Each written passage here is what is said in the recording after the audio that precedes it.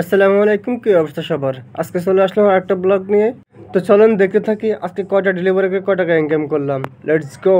তো প্রথমে অর্ডার পেয়ে গেলাম হাজি বিরিয়ানি মিরপুর 10। এটা অবশ্যই বেনারসি পল্লী 1 নম্বর গেটে অবস্থিত। তারপরে কাস্টমার লোকেশন দেখেন কাছে আছে।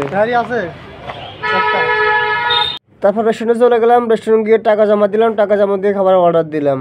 তারপর খাবার পেয়ে গেলাম, খাবার পেয়ে এখন কাস্টমার বাসার উদ্দেশ্যে রওনা দিচ্ছি। কাস্টমার বাসা একটু কাছে আছে, সমস্যা হবে না তো।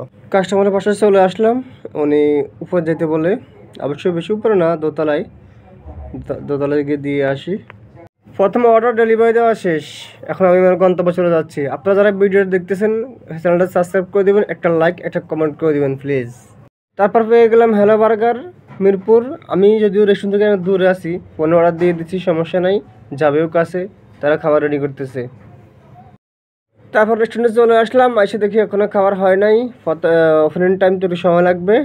কিছুক্ষণ অপেক্ষা করার পরে খাবার হাতে পেয়ে গেলাম, এখন কাস্টমার সাথে উদ্দেশ্যে রওনা দিচ্ছি।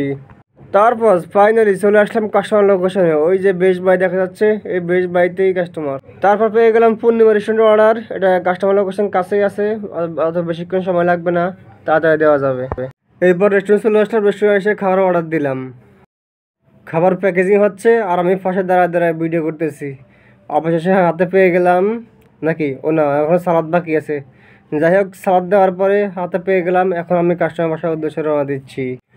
কাস্টমার বাসার লোকেশন চলে আসছি, কাস্টমার এই বিল্ডিংয়ের 4 তলায় উপরে যেতে বলছে, এখন যাচ্ছে। যদিও লিফট আছে, কষ্ট হবে না উপরে যেতে, লিফট যখন আছে কোনো চিন্তাই নেই, লিফটে চলে যাব। লিফটের জন্য অপেক্ষা করতেছি, এখন লিফট আসলে তারপরে উঠে চলে যাব।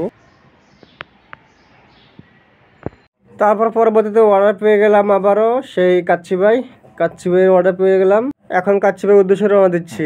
কাস্টমার লোকেশন যদিও একটু দূরে আছে, সমস্যা নাই। কাচ্চি বাজার চলে আসলাম, কাচ্চি বাজার চলে আসে খাবার অর্ডার দিলাম, কাউন্টারে কোনো ভিড় নাই, রিল্যাক্সে নিয়ে নিলাম, কারণ রেডি খাবার তো। কাচ্চি বাজার খাবার পাওয়ার পর এখন কাস্টমার বাসার উদ্দেশ্যে রওনা দিচ্ছি। একটা কথা না বললেই নয়, বন্ধুরা আমাদের চ্যানেলটি সাবস্ক্রাইব করে দেবেন, লাইক কমেন্ট করে দেবেন, অবশ্যই অবশ্যই। অবশেষে কাস্টমার লোকেশন চলে আসছি, তবে একটা মজার বিষয় হলো এই বাসার আশেপাশে আমার প্রিয় মানুষের বাসা, জানি না সে দেখবে কিনা, যদি আসে দেখবে। যাই হোক, অবশেষে আমি অর্ডার পেয়ে গেলাম আবার ক্রাশ অ্যান্ড বিনস। এই রেস্টুরেন্ট একটু সুন্দর করে আমি দূরে আছি, তারপরে সমস্যা নাই, রেস্টুরেন্টে ফোন দিয়ে দিছি, খাবার রেডি হচ্ছে।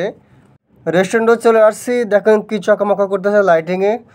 তারপরে ভিতরে চলে গেলাম, বাইরের চকামকা দেখলে হবে না, আমাকে ভিতরে যেতে হবে, ভিতরে গিয়ে টাকা দিতে হবে, খাবার নিতে হবে, অপেক্ষা করতে হবে। অবশ্যই ফ্রিজে যেহেতু অপেক্ষা করতে হবে আমাকে, কারণ একটু সময় লাগবে এই ফ্রিজটা আনতে। ওদের দিয়ে কাউন্টারের বাইরে তাকে আছে, বলতেছে ব্লগ করো ব্লগ।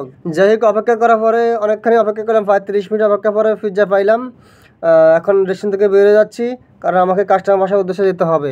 কাস্টমার বাসা যদিও রেস্টুরেন্টের পাশে আছে, উনি আমাদের কমন কাস্টমার, সবসময় অর্ডার করে। অবশেষে কাস্টমারের সামনে চলে আসলাম, উপর দিয়ে টাকা দেখি চকামকা করতেছে লাইটিংয়ে, কারণ এটা কমিউনিটি সেন্টার, এখানে বিয়ের অনুষ্ঠান চলতেছে, আমাদের বাসা উপরে। বাসার সামনে চলে আসলাম, কলিং দিলাম, এবং কলিং বেল দিয়ে অপেক্ষা করতেছি।